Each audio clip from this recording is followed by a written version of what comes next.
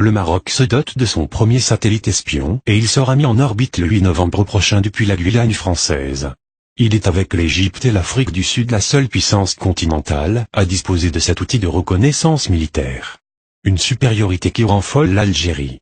Du côté de l'Algérie, c'est la panique totale. Et pour cause, le Maroc va bientôt avoir son satellite espion, titre France Inter, sur son site dans un article consacré à ce premier bijou technologique marocain qui sera mis en orbite le 8 novembre prochain depuis Kourou, en Guyane française, Amérique du Sud, et piloté directement depuis le Maroc, depuis une salle d'opération spatiale installée non loin de l'aéroport de Rabat. Alger qui s'arme à tour de bras se rend finalement compte de l'inefficacité stratégique des stocks d'armes qu'elle n'a eu de cesse d'accumuler depuis la levée de l'embargo militaire en 2006. Avec ce satellite, les Marocains pourront tous savoir des positions de l'armée algérienne et de celles des insurgés sahraouis au Sahara occidental, explique en effet France Inter, relevant que le Royaume, avec l'Égypte et l'Afrique du Sud, est désormais la seule puissance militaire continentale à disposer de cet outil de reconnaissance militaire ultra sophistiqué.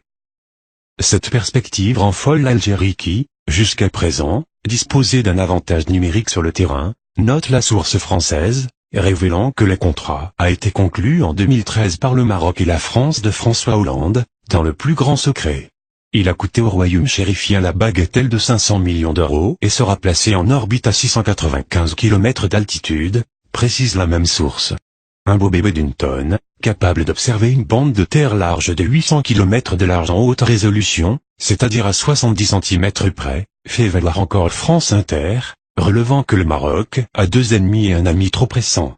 Ces deux ennemis sont l'Algérie et les Sahraouis, pointe l'auteur de l'article, citant également les Espagnols, qui ne sont pas du tout, mais alors pas du tout rassurés. L'Espagne est le seul pays européen à encore disposer de territoires en Afrique, en l'occurrence au Maroc, les enclaves de Ceuta et Melilla, deux villes garnisons au nord du Maroc. Mais aussi d'un chapelet d'îles et de pignons rocheux collés à la rive marocaine, indique-t-il encore.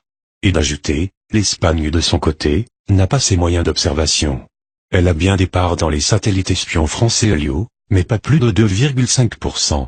Autrement dit, elle peut utiliser 2,5% du temps spatial de ce satellite. Or, quand ils en ont eu besoin, la France a fait la fine bouche.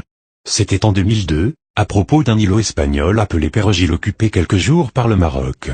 Impossible d'avoir des images satellites pour raisons techniques, ont répondu les Français.